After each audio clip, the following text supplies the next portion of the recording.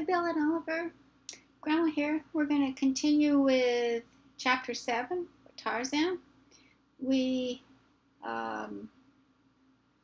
left off I started Chapter 7 when Tarzan had just recovered from his battle with the big gorilla.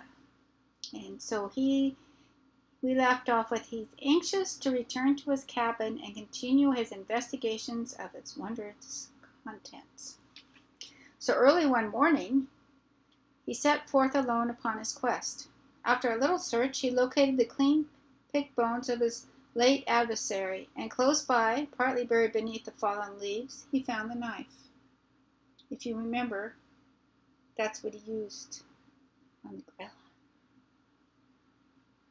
Now red with rust from its exposure to the dampness of the ground and from the dried blood of the gorilla, he did not like the change in its former bright and gleaming surface, but it was still a formidable weapon, and one which he meant to use to advantage whenever the opportunity presented itself. He had in mind that no more would he run from the wanton attacks of old Tublat. In another moment he was at the cabin, and after a short time he had thrown the latch and entered. His first concern was to learn the mechanism of the lock, and this he did by examining it closely while the door was open, so that he could learn precisely what caused it to hold the door and by what means it released at his touch. He found that he could close and lock the door from within, and this he did so that there would be no chance of his being molested while at his investigations. Commenced a systematic search of the cabin, but his attention was soon riveted by the books, which seemed to exert a strange and powerful influence over him, so that he could scarce attend to aught else for the lure of the wondrous puzzle which their purpose presented to him. Among the other books were a primer, some child's readers, numerous picture books, and a great dictionary. All of these he examined, but the pictures caught his fancy most, though the strange little bugs which covered the pages where there were no pictures excited his wonder and deepest thought.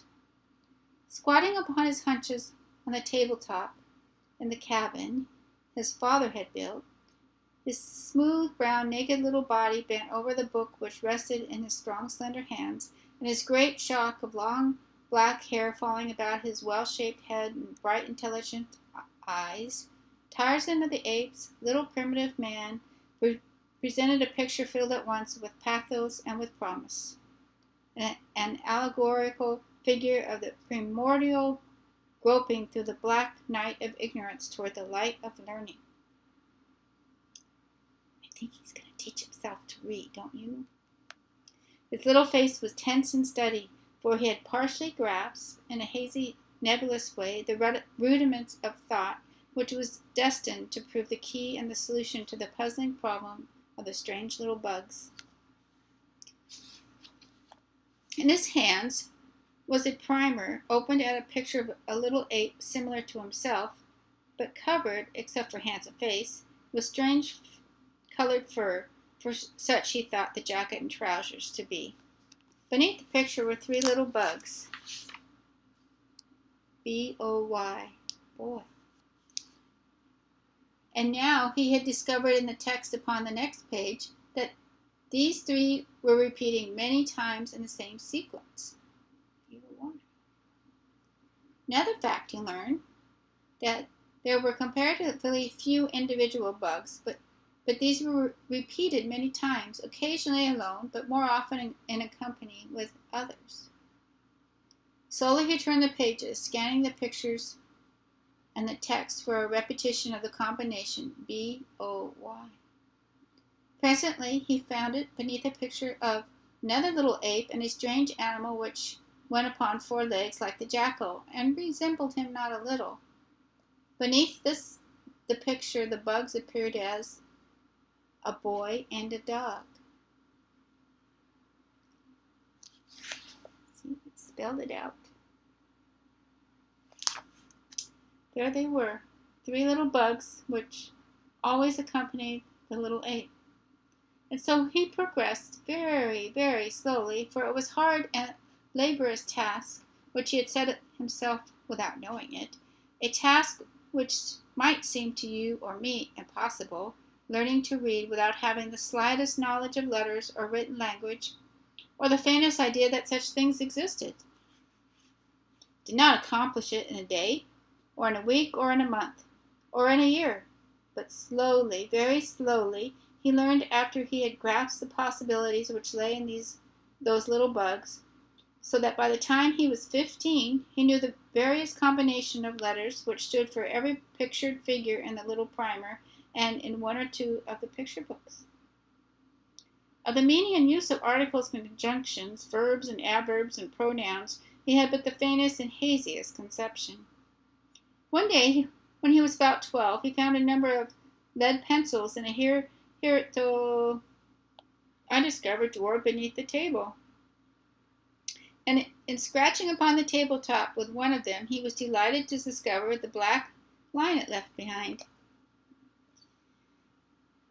He worked so hard with this new toy that the tabletop was soon a mass of scrawly loops and irregular lines, and his pencil point worn down to the wood. Then took another pencil, but this time he had a definite object in view. He would attempt to reproduce some of the little bugs that scrambled over the pages of his books. It was a difficult task, for he held the pencil as one would grasp the hilt of a dagger, which does not add greatly to ease in writing or to anything being legible in the results. But he kept at it for months, and at such times as he was able to come to the cabin, until at last, by repeated experimenting, he found a position in which to hold the pencil that best permitted him to guide it and control it.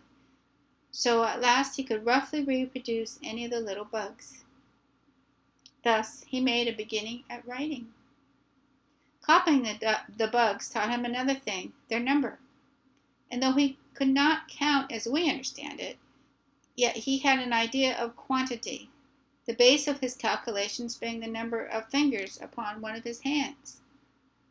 His search through the various books convinced him that he had discovered all the different kinds of bugs most often repeated in combination, and these he arranged in proper order with great ease because of the frequency from which he had pursued the fascinating alphabet picture book.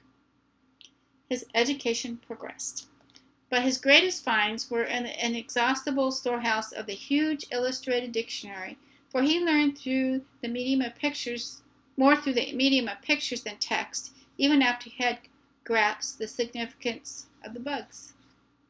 When he discovered the arrangement of words in alphabetical order, he delighted in searching for and finding the combinations with which he was familiar, and the words which followed them. Their definitions led him still further into mazes of erudition. By the time he was 17, he had learned to read the simple child's primer and had fully realized the true and wonderful purpose of the little bugs. No longer did he feel shame for his hairless body or his human features, for now his reason told him that he was of a different race from his wild and hairy companions. He was a man. They were apes. And the little apes which scurried through the forest top were monkeys. He knew, too, that old Sabor was a lioness, and Hista a snake, and Tantor a elepphant. And so we learned to read. From then on his progress was rapid. With the help of the great dictionary and the active intelligence of a healthy mind, endowed by inheritance with more than ordinary reasoning powers, he surely guessed at much which he could not really understand, and more often than not his guesses were close to the mark of truth.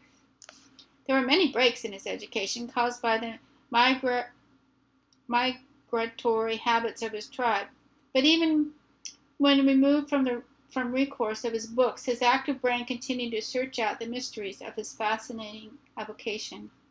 Pieces of bark and flat leaves and even smooth stretches of bare earth provided him with copybooks where whereon to scratch with the point of his hunting knife the lessons he was learning. Nor did he neglect the sterner duties of life while following the bent of his inclination toward the solving of the mystery of his library. He practiced with his rope and played with his sharp knife, which he had learned to keep keen by whetting upon flat stones. The tribe had grown larger since Tarzan had come among them, for under the leadership of Kerchak they had all been able to frighten the other tribes from their part of the jungle, so that they had plenty to eat and little or no loss from predatory incursions of neighbors. Hence the younger males, as they became adult, found it more comfortable to take wives from their own tribe, or if they captured one of another tribe, to bring her back to Kerchak's band and live in peace with him rather than attempt to set up a new establishment of their own, or fight with a redoubtable Kerchak for supremacy at home. Occasionally, one more ferocious than his fellows would attempt this later alternative, but none had yet who could wrest the palm of victory from the fierce and brutal ape. Tarzan held a peculiar position in the tribe. They seemed to consider him one of them, and yet some way different. The older males either ignored him entirely or else hated him so vindictively that but for his wondrous agility and speed and the fierce protection of huge Kala, he would have been dispatched at an early age. Tublat was his most consistent enemy, but it was through Tublat that, when he was about 13, the persecution of his enemies suddenly ceased, and he was left severely alone, except on occasions when one of them ran smack in the throes of one of those strange wild fits of insane rage which attacks the males of many of the fiercer animals of the jungle, and no one was safe. On the day that Tarzan established his right to respect, the tribe was gathered about a small natural amphitheater which the jungle had left free from its entangled vines and creepers in a hollow against some low hills. The open space was almost circular in shape. Upon every hand rose the mighty giants of the untouched forest, with a matted undergrowth banked so closely between the huge trunks that the only opening into the little level arena was through the upper branches of the trees. Here, safe from interruption, the tribe often gathered. In the center of the amphitheater was one of those strange earthen drums which the anthropoids built for the queer rites, the sounds of which men have heard in the jungle, but which never had witnessed. Many travelers had seen the drums of the great apes, and some have heard the sounds of their beating and the noise of the wild, weird sounds of these first lords of the jungle, but Tarzan,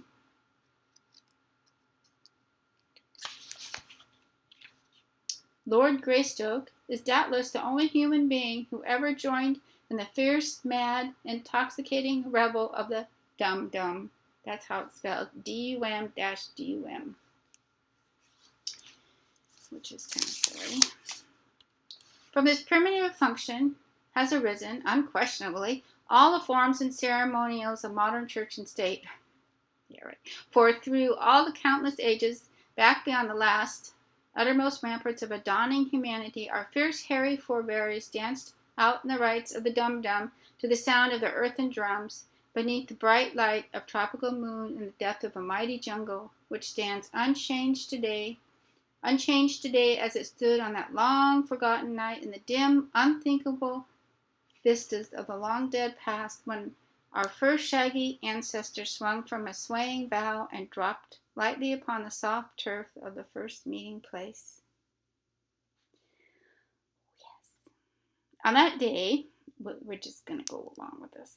On that day, Tarzan won his emancipation from the persecution that had followed him remorselessly for 12 of his 13 years of life. The tribe, now a full 100 strong, trooped silently through the lower terrace of the jungle trees and dropped noiselessly upon the floor of the amphitheater. The rites of the dum-dum marked important events in the life of the tribe: a victory, the capture of a prisoner, the killing of some large fierce denizen of the jungle, the death or accession of a king, and were conducted with a set ceremony. Today it was the killing of a giant ape, a member of another tribe, and of as the people of Kerchak entered the arena, two mighty bulls might have been seen bearing the body of the vanquished between them. They laid their burden before the earthen drum and then squatted there beside it as guards, while the other members of the community curled themselves in grassy nooks to sleep until the rising moon should give the signal for the commencement of their savage orgy. For hours, absolute quiet reigned in the little clearing, except as it was broken by the discordant notes of brilliantly feathered parrots, or the screeching and twittering of the thousand jungle birds flitting ceaselessly among the vivid orchids and flamboyant blossoms which festooned the myriad moss-covered branches of the forest kings. At length, as darkness settled upon the jungle, the apes commenced to bestir themselves, and soon they formed a great circle about the earthen drum. The females and young squatted in a thin line at the outer periphery of the circle, while just in front of them ranged the adult males. Before the drum sat three old females, each armed with a knotted branch, 15 or 8 inches in length. Slowly and softly they began tapping upon the resounding surface of the drums as the first faint rays of the ascending moon silvered the encircling treetops. As the light in the amphitheater increased, the females augmented the frequency and force of their blows until presently a wild rhythmic din pervaded the great jungle for miles in every direction. Huge, fierce brutes stopped in their hunting with up-pricked ears and raised heads to listen to the dull booming that betokened the dum-dum of the apes. Occasionally, one would raise his shrill scream or thunderous roar in answering challenge to the savage din of the anthropoids, but none came near to investigate or attack, for the great apes assembled in all the power of their numbers filled the breasts of their jungle neighbors with deep respect. As the din of the drum rose to almost deafening volume, Kerchak sprang into the open space between the squatting males and the drummers. Standing erect, he threw his head far back, and looking full into the eye of the rising moon, he beat upon his breast with his great hairy paws and emitted his fearful, roaring shriek.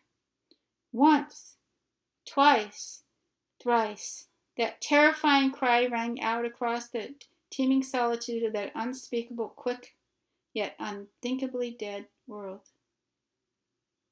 Then crouching, Kerchak slunk noiselessly around the open circle, veering far away from the dead body lying before the altar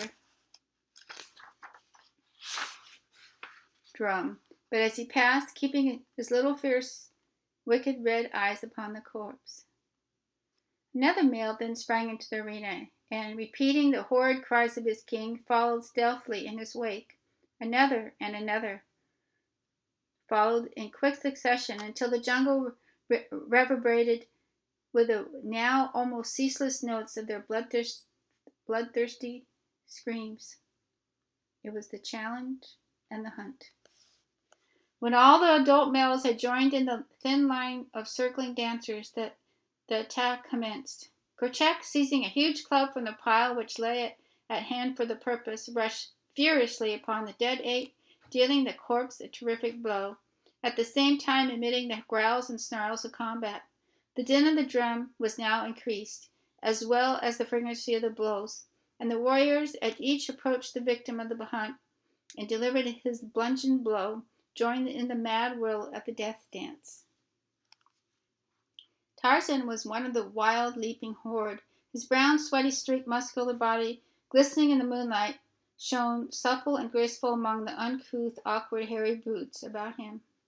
None more craftily, stealthily in the mimic hunt, none more ferocious than he in the wild ferocity of the attack, nor none who leapt so high into the air in the dance of death. As the noise and the fastness of the drum beats increased, the dancers apparently became intoxicated with the wild rhythm and the savage yells. Their leaps and bounds increased, their bared fangs dripped saliva, and their lips and breasts were flecked with foam. For half an hour the weird dance went on until at the sign from Kerchak the noise of the drums ceased. The female drummers scampering hurriedly through the lines of dancers toward outer rim of squatting spectators. Then as one man the males rushed headlong upon the thing with their terrible blows, which their terrible blows had reduced to a mass of hairy pulp. Flesh seldom came to their jaws in satisfying quantities, so a fit finale to their wild revel was a taste of fresh killed meat, and it was to the purpose of devouring their late enemy that they now turned their attention. Great fangs sunk into the carcass, tearing away huge chunks, the mightiest of the apes obtaining the choicest morsels, while the weaker circled the outer edge of the fighting, snarling pack awaiting their chance to dodge in and snatch a dropped tidbit or a filter remaining bone before all was gone. Tarzan, more than the apes, craved and needed flesh.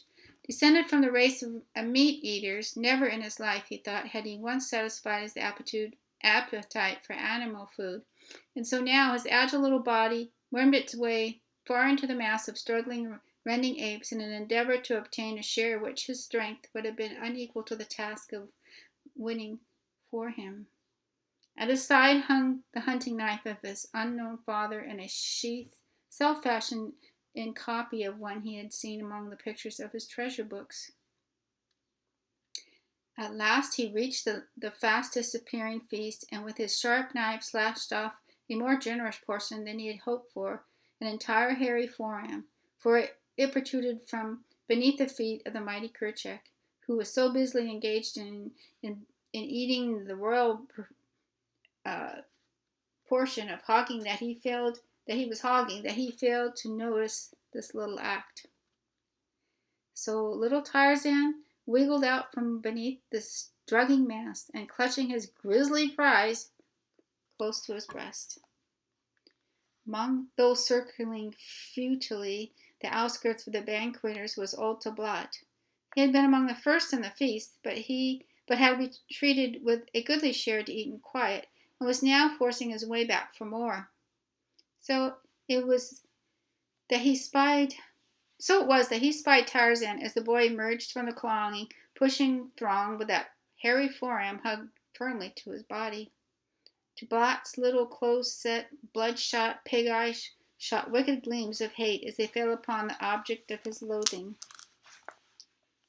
In them, too, was greed for the toothsome dainty the boy carried. But Tarzan saw his arch-enemy as quickly, and divining what the great beast would do, he leaped nimbly away towards the women and children, hoping to hide himself among them.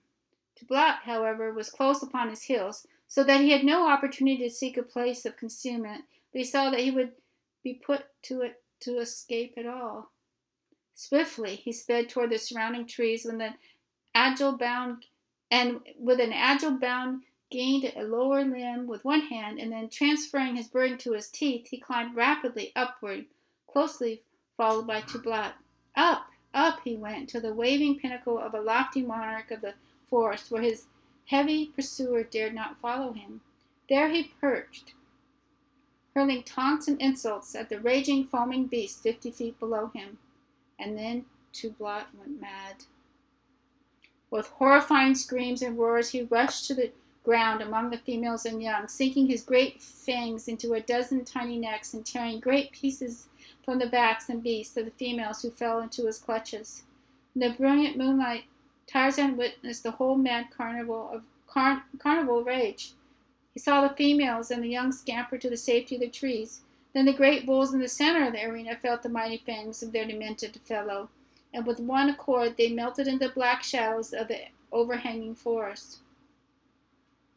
There was but one in the amphitheater beside Tablat, a belated female, running swiftly toward the tree where Tarzan perched, and close behind her came that awful Tablat. It was Kayla, and as quickly as Tarzan saw that Tablat was gaining on her, he dropped like a falling stone from branch to branch toward his foster mother. Now she was beneath the overhanging limbs, and close above her crouched Tarzan, waiting the outcome of the race. She leapt into the air, grasping a low hanging branch, but almost over the head of Tublat, so nearly had he distanced her. She should have been safe now, but there was a rending, tearing sound. The branch broke, precipitated her full upon the head, knocking him to the ground. So she fell on top of Tublat. Both were up in an instant, but as quick as they had been, Tarzan had been quicker, so that the infuriated bull found himself facing the man-child who stood between him and Kayla. Nothing could have suited the fierce beast better, and with a roar of triumph he leapt upon little Lord Greystoke, but his fangs never closed in that nut brown flesh. A muscular hand shot out and grasped the hairy throat, and another plunged a keen hunting knife a dozen times into the broad breast. Like lightning, the blows fell, and only ceased when Tarzan felt the limp form crumple beneath him. As the body rolled to the ground, Tarzan of the Apes placed his foot upon the neck of his lifelong enemy, and raising his eyes to the full moon, threw back his fierce young head and voiced the wild and terrible cry of his people. One by one the tribes swung down from where they had been hiding in the trees and formed a circle about Tarzan and his vanquished foe. When they all had come, Tarzan turned toward them. "I am Tarzan," he cried. "I am a great killer. Let all respect Tarzan of the Apes and Kayla his mother. There will be none among you as mighty as Tarzan. Let his enemies beware." Looking full into the wicked red eyes of Kerchak, the young Lord Greystoke beat upon his mighty breast and screamed out once more his shrill cry of defiance. Well, there you have it, the end of chapter 7. And Tublat is no more. Okay, so till next time for Grandma's Story Time, we will start with chapter 8 of Tarzan. Love you lots. See you soon.